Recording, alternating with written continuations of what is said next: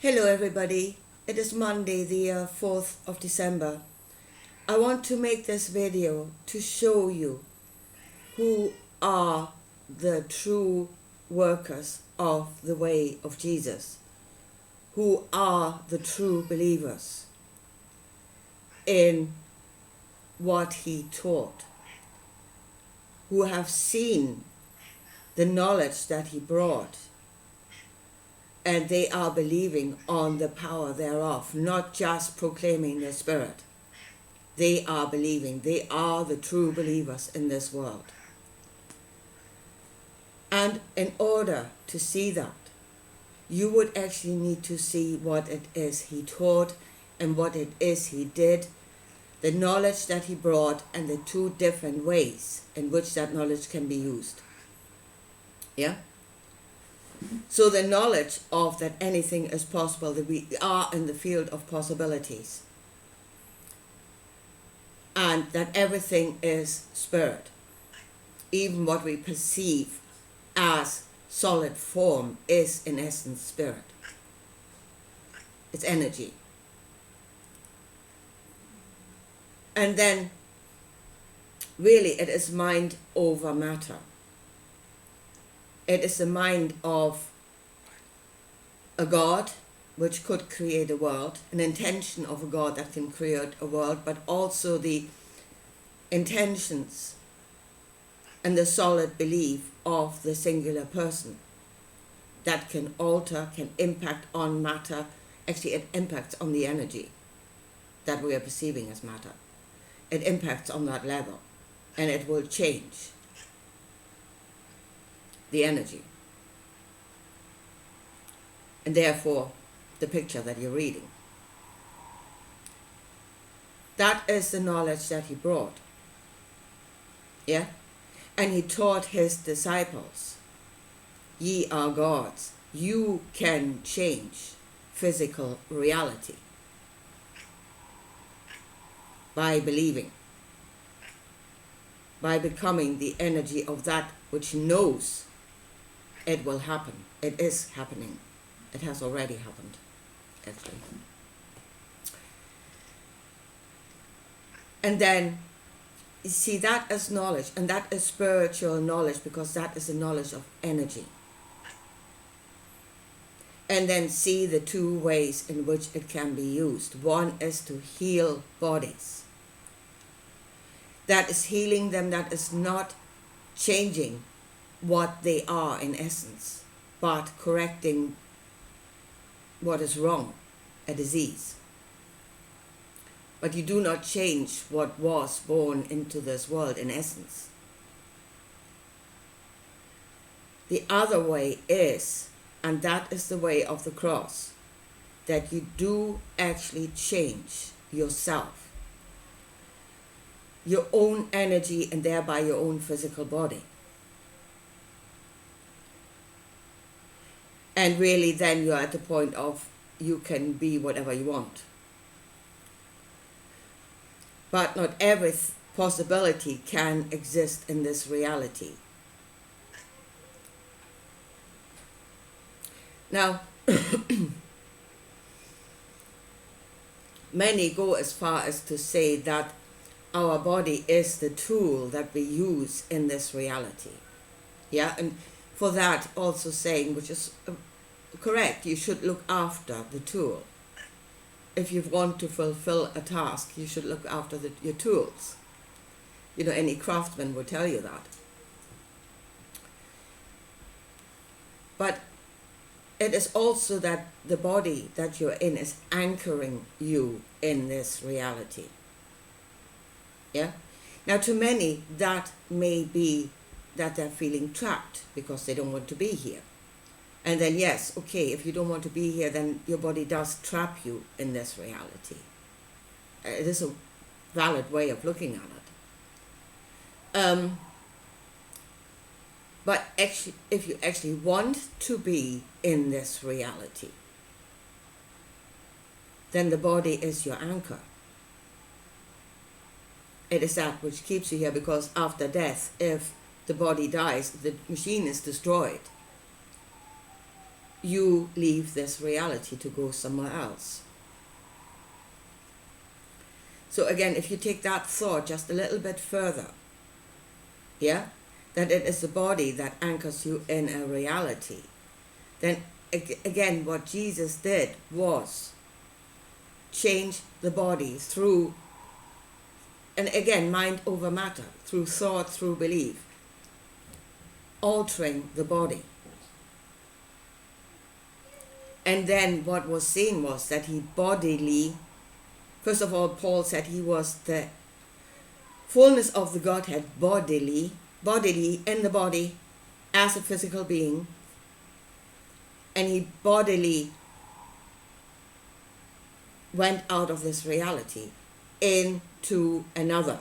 He did not go out into infinite space. He entered into another reality. That kingdom that was not of this world. So then think about that. If the alteration of our body will take us to another reality. And then look what is happening in this world. And here you can see the true believers that believe in mind over matter, that believe that on the way of Jesus, altering your own body to go into another reality. And they are, first of all, they're trying to create a new reality in this world, and they're hell-bent on altering our bodies in some way. Now, as we see it at the moment, as we look at it, it would appear that they're trying to do this in a physical manner, physically changing the body, which of course the way of Jesus was spiritual. It was through the medium of belief, of knowing that it can be done. So if you did this in a physical way, would that create the same outcome? But again, here is what I'm thinking, and that is that what is being presented to us as physical ways, implants, gene therapy, whatever. What is presented to us as a physical way of altering our bodies may only be a diversion. Our five senses have grabbed hold on that. And we're, again, like deers in the headlights, staring at the physical alteration of our bodies, whereas in the background there may be spiritual works being done, and that is we are being indoctrinated into a new belief. Yeah? Again, don't look at what they're doing, listen to what they're saying. And there you see the spirit. Listen to what you're being taught. There is the spirit, it is the word that will create. Will create you. So then, really, are we proclaiming the spirit and denying the power thereof? Again, so many at the moment, and man, they are serenely, I would say that there's whole sways now of spiritual groups that are sitting there serenely contemplating the swing of the pendulum, or as above so below, and stuff like that, whilst there is a group here that is already acknowledging the power thereof, and it is working it to create a physical reality. They are the true believers. They are the ones that have brought the knowledge from the theory from the heavens above to earth. And they are creating physical realities, and they believe. So one thought I had that is, if we are, and again here is the thought of evolution, and evolution driven by the spiritual. Yeah? So that many are not evolving, but they are being evolved through spiritual teachings. Yeah? And then, if you are a true believer, then yes, you better prepare for the rapture. Because that is what happened to Jesus. And here's the thing, and that is really the whole point. It really is the whole point. Do you believe that this teaching is just theory? It is out there in the clouds. Nothing, it is still detached from reality. Yeah? So you're just contemplating the possibility that, your body, that you can change, that your body will physically change, that you will enter into another reality. Do you think this teaching is only speaking about, theoretically, about a possibility? Or did it actually happen? Is this a historical account? And if this is a historical account and it has already happened once, then it is repeatable. It is reality. So then, again, and here comes then, are you a true believer? Do you believe that the spiritual creates matter?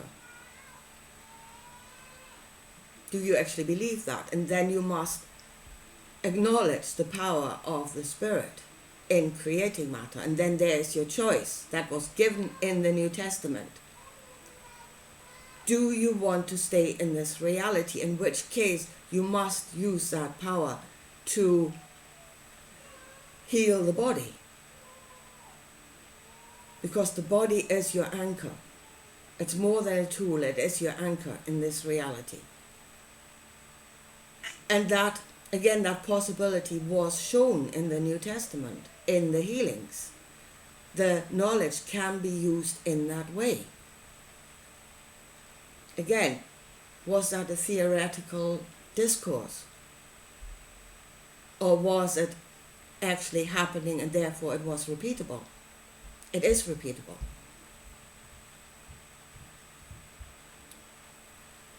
So, look after your body if you want to stay here, and obviously you don't look after your body, but you're not actually having any clear idea of where it is you're going. So your body will die, and then you exist in a non-physical reality, which is described as the heavens. And there's a third possibility there that Jesus proposed. That is, you change your physical body and you will physically go into another physical reality.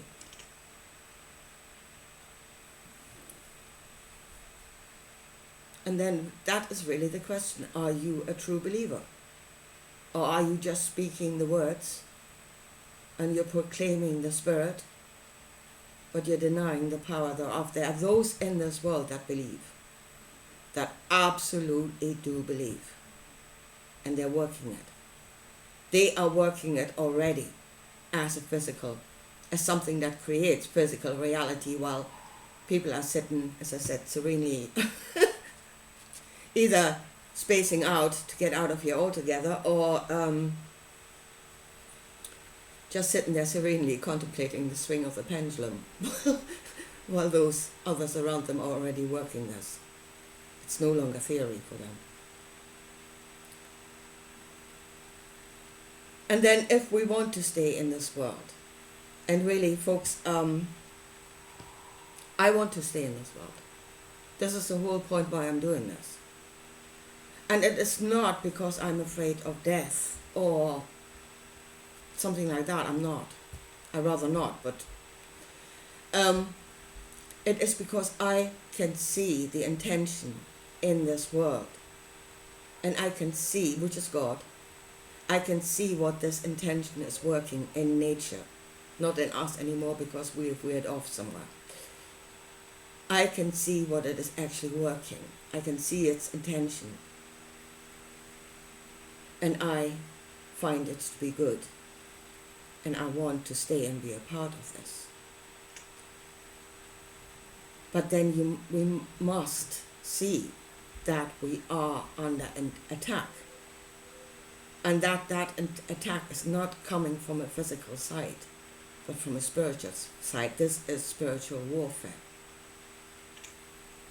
And if you want choose to stay in this world, you need to see the attack. And you need to put on your full armor, spiritual armor, to stay in this world. Anyway, I leave it at that for today, and I'll talk to you again soon. Bye.